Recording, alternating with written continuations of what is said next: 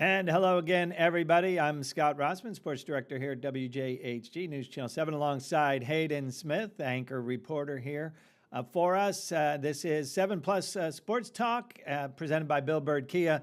And Hayden, tonight we're talking about a local high school softball team, one that had a great season in 2025 and is backing it up right now with a pretty terrific showing here in 2026. Yeah, Scott, that's the North Bay Haven Buccaneers. And even to kind of add on to your point, they've had a terrific, I'd say, about 4 years now here in the Panhandle. And they've definitely made their name known, not just across the Panhandle, but across the state, as we're going to talk here a little bit more. A lot of that has to do with the incredible leadership of head coach Butch Bernard over there, as well as just the amount of talent that they have had at North Bay Haven for the last 3 to 4 years. Like you said, Coach Bernard is the architect of all this. I sat down and did a Zoom call with the coach this week, and we talked about a variety of subjects in regards to how this season went, and then kind of what happened last year, and then what happened right before this season began.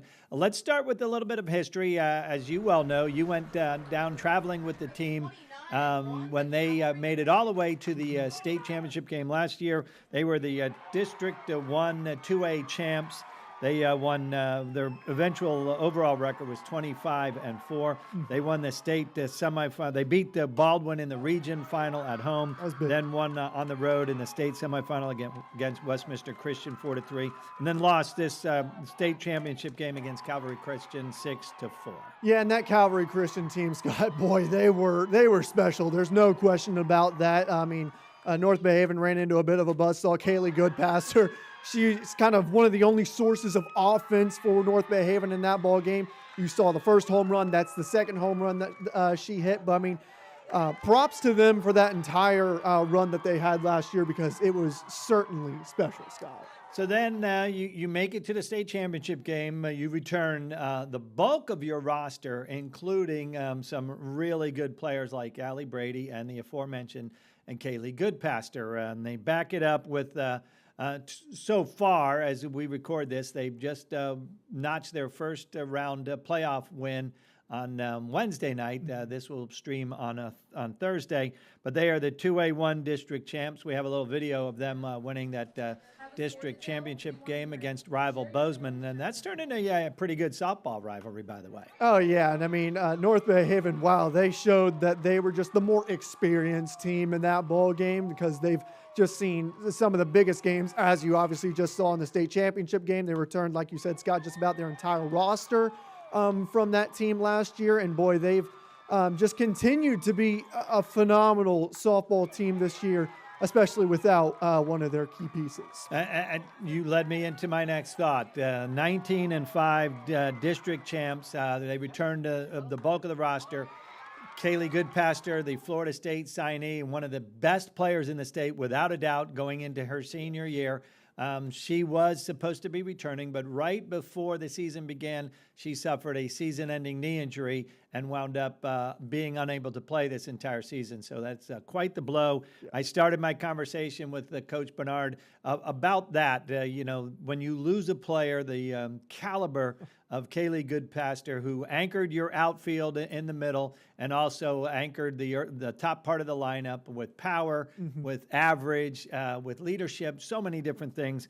I said, boy, that's a tough blow to deal with. And the coach told me he dealt with this issue very on, even before the season began. Yeah, well, first of all, it's not easy to overcome the offensive production that Goodpasser brings to the table and brings to the field.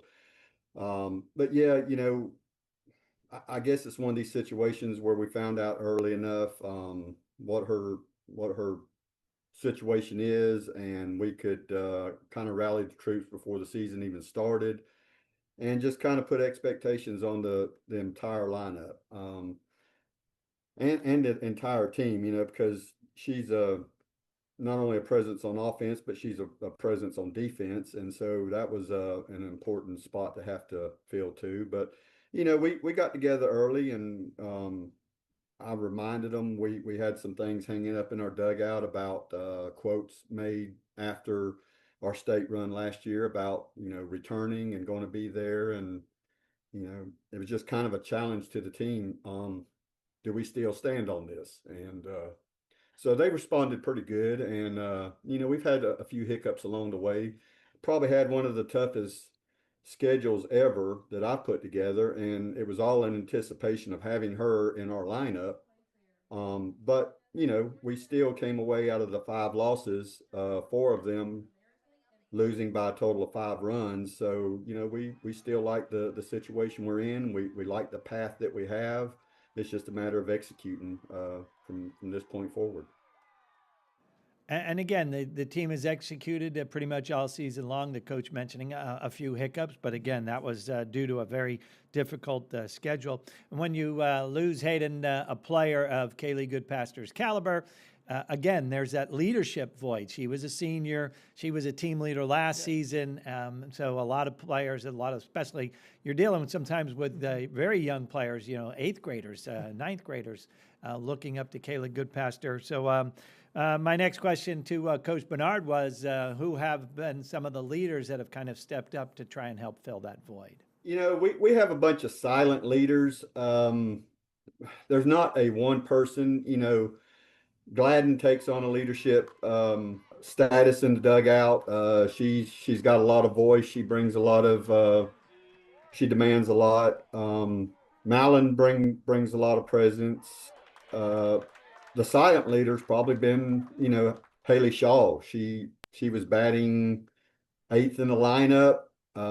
We've kind of moved her a little bit into the 7th spot, but she's carrying over a 400 batting average in that position. She's had some big clutch hits through the season, and she's just kind of been the silent one that you look up all of a sudden. You're like, man, her stats are pretty incredible for where she was last year and where she is this year. So I don't know. It's an all around effect. 1 through 9's kind of been doing the job. It's been a team philosophy, not necessarily just relying on the big names. And you've been out to a few of the games this season, Hayden, and the coach, he's not just making that up. 1 through 9, this team, they swing the bats, they play good. They play good defense behind what is a pretty good 1-2 combination in Addison Malin and Allie Brady on the mound. This team has got all the pieces together, even without Kaylee Goodpaster. Yeah, Scott, you kind of took the words right out of my mouth. 1 through 9, this team is dangerous. They don't really have a weak spot per se in their lineup, especially whenever you look at how great they are defensively as well on that side of the ball. They've just been outstanding again, especially without somebody like Kaylee Goodpaster. Definitely amazing to see how good that they still are without a name like that. And again, this team has proven to be resilient and tough. And here they are looking ahead now to the region semifinal. And the coach believes that now the girls believe. We look at it like the cliche is, one at a time. We expect to be down there. Now, there's a lot of people in our way that's got a lot to say about that. But they're confident that they're going down there. I've never seen them this sure of what their goal is. But, they still got to execute, a Bozeman winner, and then quite possibly Baldwin, who is always our nemesis in the region. So any one of those we have history with, and we've shared some, other than bowls, but we've shared some victories and we've shared some defeats. So it's something that we've got to put together. And Hayden, this is the game last year in the region final at home when they beat Baldwin. Mm-hmm.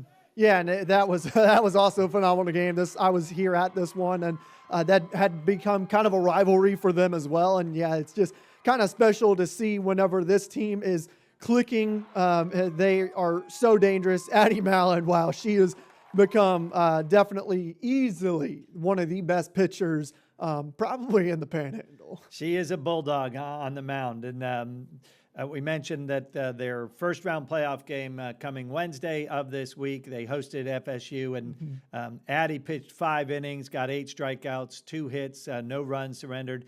And then Allie Brady finished out the last couple of innings, and she struck out 5 of the 6 hitters she faced. So they got that first round playoff win. We're going to show those highlights in a little bit. But let's get back to Goodpaster, a star player who, again, is committed to Florida State. She could have easily just said, hey, you know, I'm going to start looking ahead and thinking about my future in college softball. But no, she's still a very integral part of the team, and the coach telling us that she is constantly working to be an essential part of the team in the dugout, trying to help the younger players in any way that she can. Yeah, she's constantly in everybody's ear at practice. Now she's not loud and boisterous. A lot of it is one-on-one, talking about swing mechanics, talking about um, situational offense running, discussing a little bit with Butler, who kind of took over her spot in the outfield, defensive situations. So yeah, she's there, and she's making her presence known. So it's good to have that, you know. And kind of the good thing, I always try to look at the cup's half full, and we knew we were going to lose her next year. Now we kind of get a little bit of a glimpse of what that looks like. It's not so impactful losing her and Brady next year. We kind of lost her this year, at least on the field, in the lineup, on the defensively on the field. Now it's kind of, well, what are we going to look like without Brady there? And so, you know, that's some things we'll look at over the summer, and we don't necessarily have to look at it today, next week, or even the week after. So we're just going to enjoy what's in front of us and see what the season has left for us. And again, as the coach said, the glass half full. You know, you're going to lose the two-star players anyway. They're both committed to Division I programs. But, yeah, Kaylee gets subtracted from the mix this year. So in terms of, you know, how the transition will go next year, it'll be a little easier because now some younger players have gotten a lot more innings because Kaylee Goodpaster wasn't in the lineup. Yeah, it's a double-edged sword. Obviously, like you said, you lose her this year, and obviously a potential state championship run, though they can definitely still do that without Kaylee Goodpaster, and they've shown that so far this season. But the fact that you've gotten some of those younger players, some more at-bats and some more minutes out there in the outfield, that is huge for the future of North Bay Haven softball. And I'm going to say it right now, I don't think the Buccaneers will be going anywhere after Allie Brady and Kaylee Goodpaster leave. It is a shame that in her senior year, Kaylee Goodpaster doesn't get to be a part of this team, and she is a difference maker. Let's not kid ourselves. But Coach Bernard knows with what's ahead. Again, a first-round playoff win. They need to win 4 straight again to claim that 2A state championship, and he knows it's still tough sledding ahead. Just the overall dynamics has made it a better team dynamic.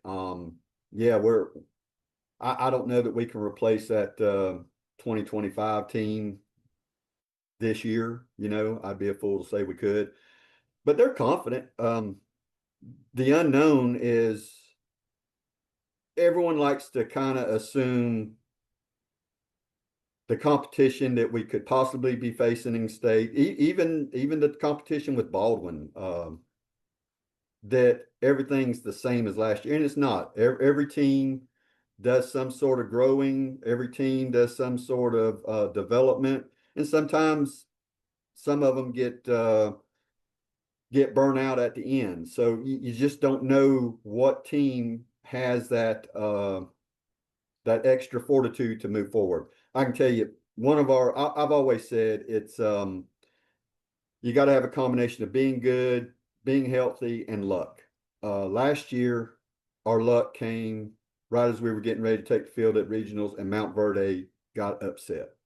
They were, by no stretch of the imagination, one of the best team in the state, and they still are. They're playing good ball. I know they're hungry. Calvary Christian, from the looks of them, they've had a tough schedule. They're going to be a force to be reckoned with. It all has to do with who gets matched up in the bracket going to state. And we know now, again, as we put this, we lay this down to record, North Bay Haven getting a region quarterfinal win on Wednesday night, a 5-0 shutout over visiting Florida High out of Tallahassee, and unfortunately it was already 4-0. The Buccaneers got 3 in the second and 1 in the third. I got there in the bottom of the third, but that was more than enough for this pitching staff, and that's Addie Mallon on the hill there, racking up 8 strikeouts in 5 innings of work, no runs on 2 hits. They did plate this run here in the bottom of the 6th, a little extra insurance to make it 5-0. But again, they didn't need that run because in the final 2 innings, on comes another lawnmower there.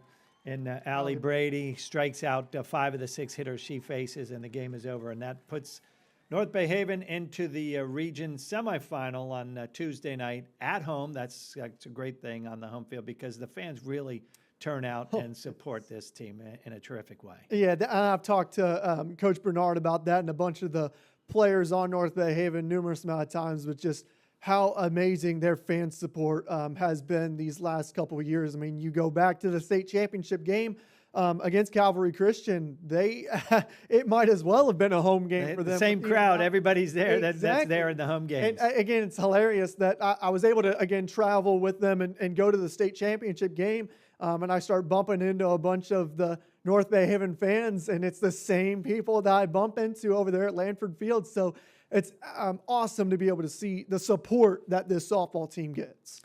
So definitely rooting for North Bay Haven among other area teams that are making it. Arnold among those making it into round 2 of the playoffs. And we certainly wish all the area teams the best of luck as they continue next week in round 2 of the playoffs. Our thanks to Coach Butch Bernard, the architect of the North Bay Haven, wildly successful North Bay Haven softball program.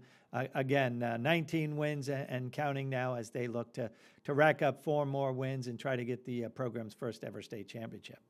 Yeah, again, Scott, can't wait to see what this team does for the rest of the playoffs and kind of be able to see them play. And that'll do it for this edition of 7 Plus Sports Talk. Thanks to our sponsor, Bill Bird Kia, and thank you for tuning in, and we'll see you later.